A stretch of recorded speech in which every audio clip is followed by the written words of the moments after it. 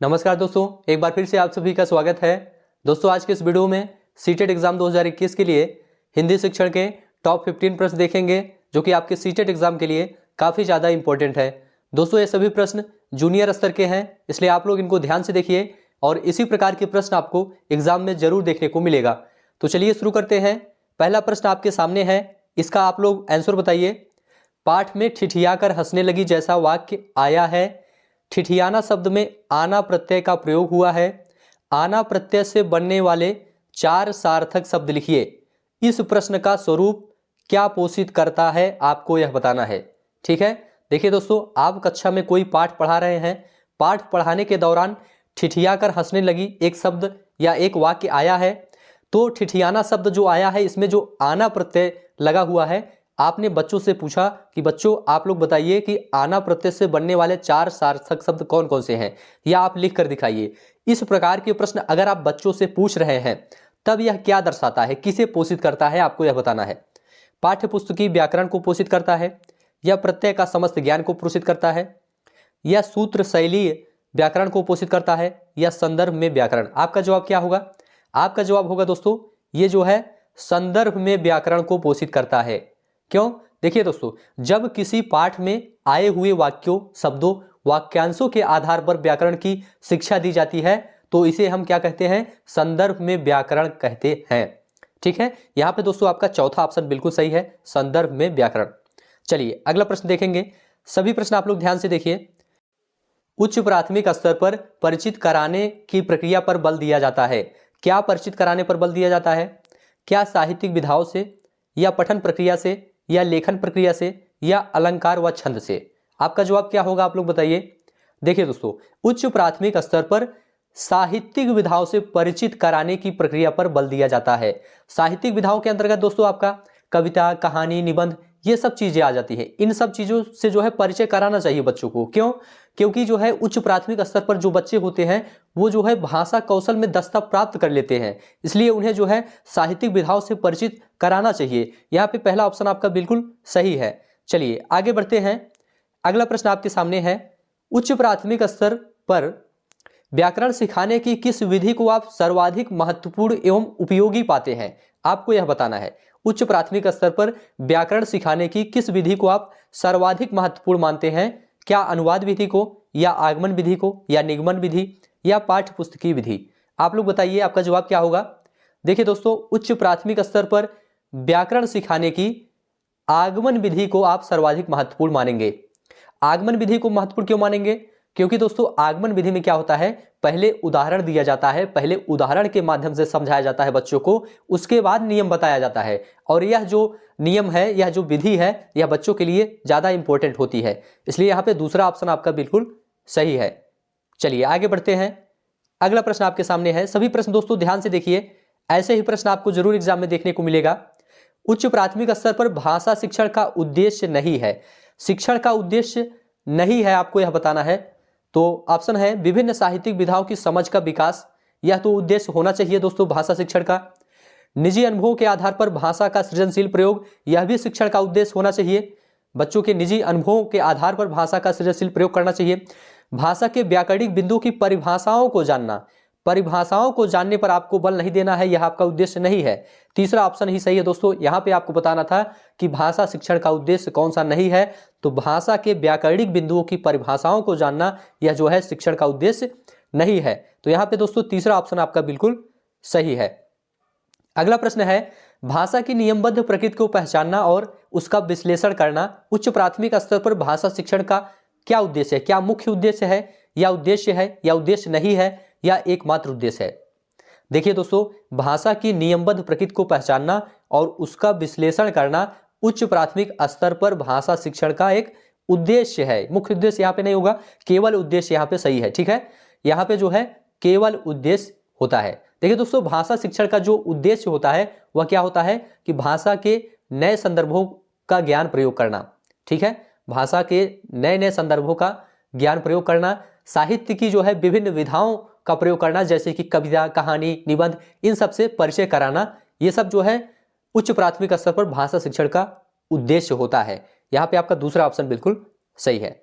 चलिए आगे बढ़ते हैं।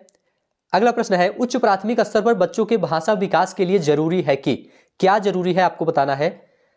यहां पे देखिए, परिवेश, साहित्य, कलात्मक या भाषिक, आपको बताना है कि इसमें कौन सा ऑप्शन सही है। देखिए दोस्तों, उच्च प्राथमिक स्तर पर बच्चों के भाषा विकास के लिए जरूरी है भाषिक समृद्धि का भाषा और साहित्य व अन्य विषयगत शिक्षण युक्ति में उपयोग किया जाए। तो यहाँ पे आपका चौथा ऑप्शन बिल्कुल सही है दोस्तों, भाषिक एवं साहित्य, यही इसमें भरा जाएगा। ठीक है, तो यहाँ पे आपका जो है चौथा ऑप्शन बिल्कुल राइट है। चलिए आगे बढ़ते हैं। सभी प्रश्न आप लोग ध्यान से देखिए, ऐसे ही प्रश्न आपको देखने को मिलेगा एग्जाम में। उच्च प्राथमिक स्तर की हिंदी भाषा की पाठ्य पुस्तकों में हिंदीतर भाषा को भी जगह मिलनी चाहिए, इस कथन का औचित्य नहीं है, आपको यह बताना है।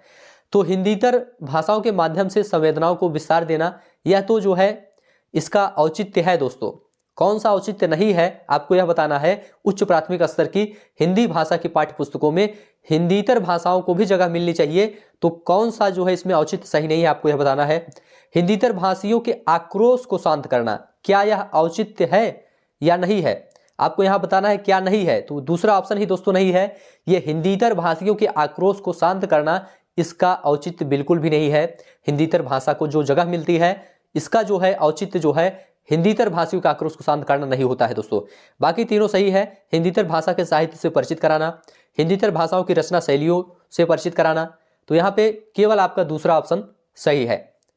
चलिए आगे बढ़ते हैं। अगला प्रश्न है, विद्यार्थियों की पढ़ने में रुचि जगाने एवं भाषा ज्ञान में वृद्धि के लिए पाठ्यपुस्तक के अतिरिक्त क्या होना चाहिए।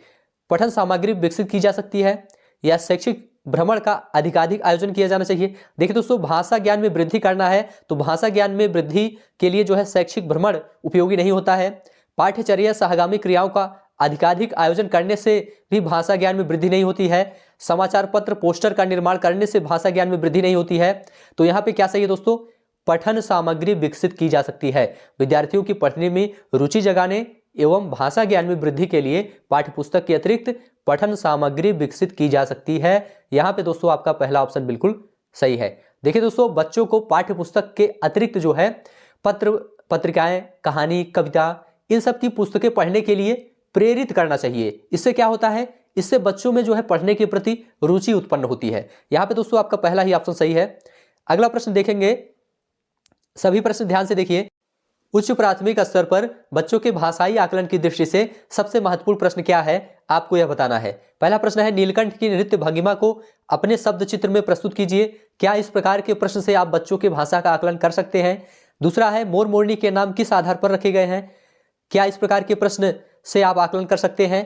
तीसरा है, वसंत ऋतु में नीलकंठ के लिए जाली घर में बंद रहना असहनीय क्यों हो जाता था। चौथा है, लेखिका को नीलकंठ की कौन कौन सी चेष्टाएं बहुत भाती थी।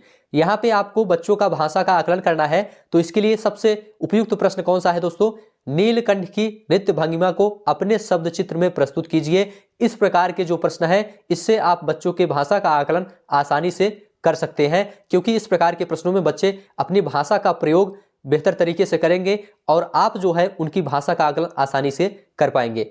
चलिए आगे बढ़ते हैं। अगला प्रश्न है, भाषा अर्जित करने के संदर्भ में सर्वाधिक महत्वपूर्ण क्या है, आपको यह बताना है।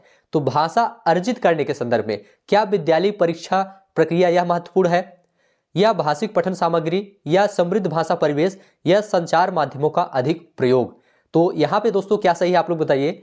भाषा अर्जित करने के संदर्भ में दोस्तों समृद्ध भाषा परिवेश जो होता है वह सबसे ज्यादा महत्वपूर्ण होता है। समृद्ध भाषा परिवेश, क्योंकि जैसा उनको वातावरण मिलेगा भाषा सीखने का, उसी प्रकार से उनकी भाषा की क्षमता का विकास होगा। ठीक है, तो यहाँ पे आपका तीसरा ऑप्शन ही बिल्कुल सही है। आगे बढ़ते हैं। अगला प्रश्न ध्यान से देखिए, बहुभाषिक कक्षा में बच्चों की भाषाओं को स्थान देने के लिए आवश्यक है कि, क्या आवश्यक है आपको बताना है। बहुभाषिक कक्षा में बच्चों की भाषाओं को स्थान देने के लिए क्या आवश्यक है। तो शिक्षक बच्चों की मातृभाषाओं में गीत कविता सुने, क्या यह आवश्यक है, या शिक्षक बच्चों की भाषाओं का ही प्रयोग करे, या शिक्षक बच्चों को उनकी भाषाओं में ही व्यवहार करने के लिए कहे, या शिक्षक बच्चों के मातृभाषा प्रयोग को स्वीकार करे। तो यहाँ पे आपका सही ऑप्शन क्या है दोस्तों, आप लोग बताइए। देखिए दोस्तों, बहुभाषिक कक्षा में बच्चों की भाषाओं को स्थान देने के लिए सबसे ज्यादा आवश्यक यह है कि शिक्षक जो है वह बच्चों के मातृभाषा प्रयोग को स्वीकार करे, उनकी मातृभाषा को महत्व दें, उनकी मातृभाषा का प्रयोग करके उन्हें शिक्षा प्रदान करें। तो यहाँ पे दोस्तों आपका चौथा ऑप्शन बिल्कुल सही है। चलिए अगला प्रश्न देखेंगे। 8वीं कक्षा में पढ़ने वाली रुबीना लिखने में बेहद कठिनाई का अनुभव करती है। संभव है कि वह से ग्रसित है। किससे ग्रसित है आपको यह बताना है। क्या भाषाघात से ग्रसित है, या डिसकैलकुलिया से ग्रसित है, या डिसलेक्सिया से, या डिसग्राफिया से। देखिए दोस्तों, जब जो है लिखने में कठिनाई होती है तो क्या होता है, डिसग्राफिया सही होता है। डिसग्राफिया यह किससे संबंधित है, लेखन अक्षमता से संबंधित है। यह लेखन अक्षमता का एक विकार है डिसग्राफिया, ठीक है। और डिसलेक्सिया क्या है, यह जो है इसमें जो है पढ़ने में कठिनाई होती है दोस्तों, यह एक पठन विकार है डिसलेक्सिया। और डिसकैलकुलिया क्या है, डिसकैलकुलिया दोस्तों यह एक गणना विकार है। तो यहाँ पे आपका क्या सही है दोस्तों, यहाँ पे केवल आपका चौथा ऑप्शन सही है, डिसग्राफिया, यह जो है लेखन विकार से संबंधित है। तो यहाँ पे चौथा ऑप्शन आपका बिल्कुल सही है। अगला प्रश्न आपके सामने है, इसका उत्तर आप लोग बताइए। हिंदी भाषा के विविध रूपों से परिचित कराने में सर्वाधिक सहायक क्या है, आपको यह बताना है। क्या हिंदी भाषा की पत्रिका सहायक है, या पाठ्य पुस्तक, या हिंदी भाषा के समाचार पत्र सहायक हैं, या हिंदी भाषा का साहित्य व अन्य मुद्रित सामग्री महत्वपूर्ण है, या हिंदी भाषा की पुस्तक व विज्ञापन। देखिए दोस्तों, हिंदी भाषा के विविध रूपों से परिचित कराने में सबसे ज्यादा जो सहायक है वह है हिंदी भाषा का साहित्य और अन्य मुद्रित सामग्री, ठीक है। हिंदी भाषा का साहित्य दोस्तों यह जो है सबसे ज्यादा महत्वपूर्ण है, सबसे ज्यादा जो है सहायक होता है विविध रूपों से परिचित कराने में। तो यहाँ पे तीसरा ऑप्शन आपका बिल्कुल सही है।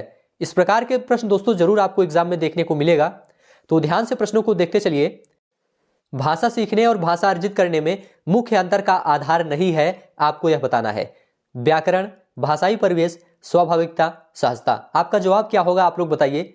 देखिए दोस्तों, भाषा सीखने और भाषा अर्जित करने में मुख्य अंतर का आधार व्याकरण नहीं होता है, इसको याद रखिएगा। यहाँ पे आपका पहला ऑप्शन बिल्कुल सही है। भाषाई परिवेश हो सकता है, स्वाभाविकता हो सकती है, सहजता हो सकती है, लेकिन भाषा सीखने और भाषा अर्जित करने में मुख्य अंतर का आधार व्याकरण नहीं होता है। यहाँ पे आपका दोस्तों पहला ऑप्शन बिल्कुल सही है।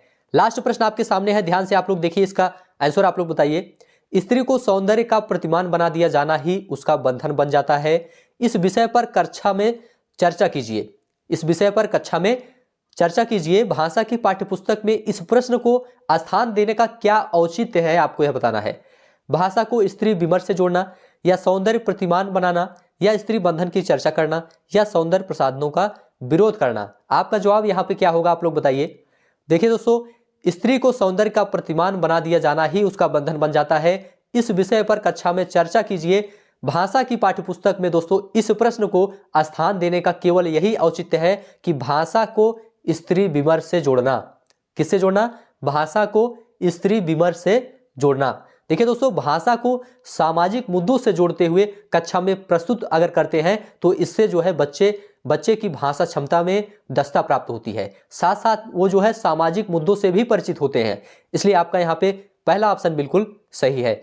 इस प्रकार से दोस्तों आपका यहाँ पे 15 प्रश्न पूरा कंप्लीट हो गया।